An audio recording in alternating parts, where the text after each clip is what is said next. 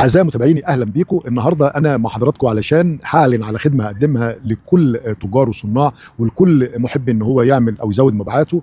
إن شاء الله حضراتكم ابعتوا لي فيديوهات بأعمالكم أو صور ومختصر بالمنتج بتاع حضراتكم، وأنا هعمل فيديو مختصر لمدة دقيقة أو دقيقتين أو نص دقيقة، وهتكلم على المنتج بتاع حضراتكم. بس من فضلكم لما تبعتوا لي معلومات تكون فيها مصداقيه علشان ما نضلش العميل.